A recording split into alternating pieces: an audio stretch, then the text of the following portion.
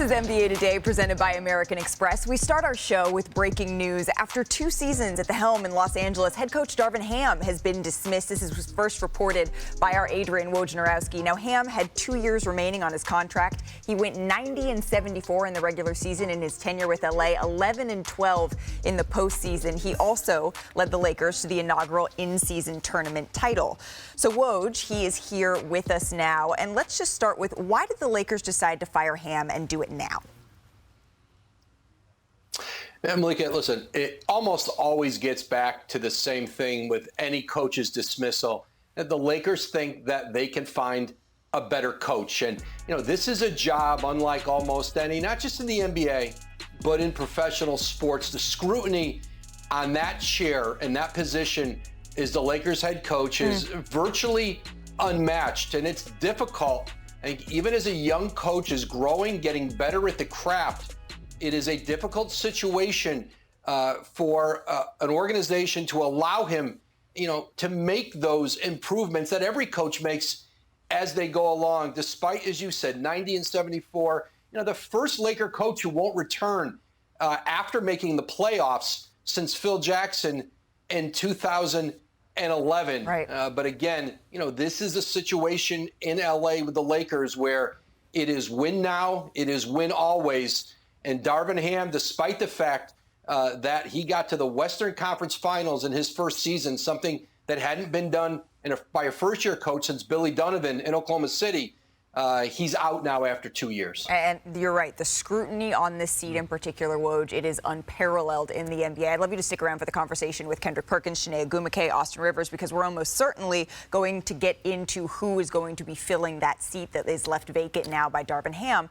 But, Perk, first I want to start with you. Is this the right decision to continue to maximize around LeBron James, around Anthony Davis? Hell no. And look, this is not just a Laker problem. This is a league problem. Right? Every coach that I talk to around the league, whether it's a head coach or assistant coach, the first word comes out of their mouth is diva. And that's what they describe these players in today's game. They're divas. You cannot coach them. You cannot hold them accountable. Because if you tell a guy that's making $50 or $60 million to fight or get over a screen, it's a problem. And they go to the head because they don't want to be coached. Now, when it comes down to the Lakers, this is a hard situation, especially when you're dealing with a guy by the name of LeBron James, who actually think he knows more than anybody else in the sport. So you have to make sure you have the right hire and bring in a guy that he wants, If you bring in a guy that he wants, then your organization is going to go smooth. Everything is just going to go fine. You're going to get the best version of LeBron James, and then it's going to ripple down to Anthony Davis. But I'm so over this. I mean, damn. Real talk, league-wide. Think about this, Austin, Sinead, Malika. Adrian Griffin, 30-13. That man lost his job. Fired. Gone. They already calling for docs. That's crazy. Yeah, that's just how it works right now. It's just, especially, and to Woj's point, and to Perk's point, but especially in Los Angeles. He went to the conference finals his first year. Second year, in the first year ever, they went and won a play-in. They've been dealing with a multitude of injuries, whatever the case may be. We can go down that line, and then they match up first round versus the best team in basketball and lose, and he's fired. So there's really no room for error in that seat. So it has to be someone at this point who LeBron likes or he's comfortable with, because that clearly is what's going to be the decision here and who gets in that chair. It's going to be run by him. We all know that. No decision happens there without his blessing. So. This is interesting. I don't know who else right now is on the market in terms of who is available right now today, who they could be like, this is our next coach.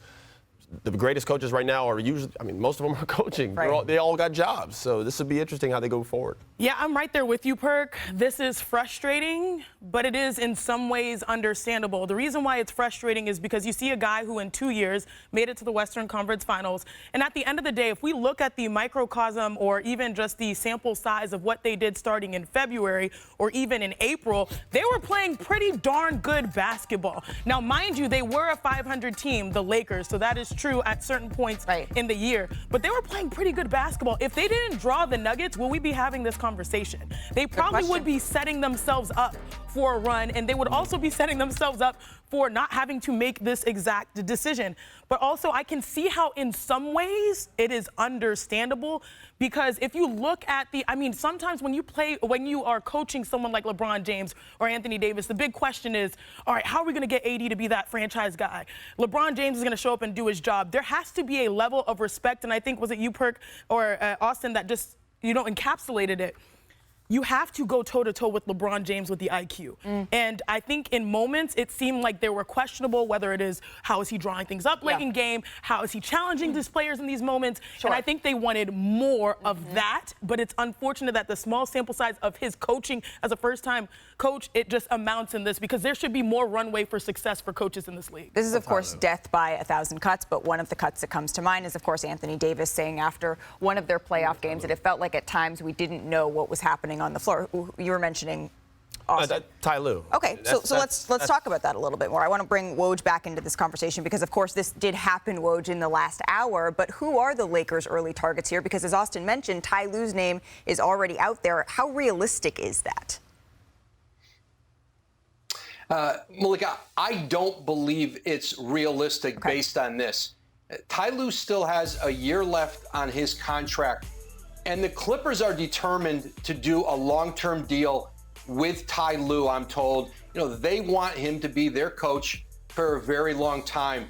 And so, listen, that's a conversation that will happen after the playoffs are over. But they love the job he did this season. They love the job that he's done there. This is an organization that, by all indications, however this series ends up, wants to re-sign Paul George, James Harden, try to improve that roster around those two, of course, and Kawhi Leonard, and that Ty Lue will still be the coach for them. Of course, the Lakers, they offered the job to Ty Lue back before Frank Vogel got it. They couldn't come to terms on a deal.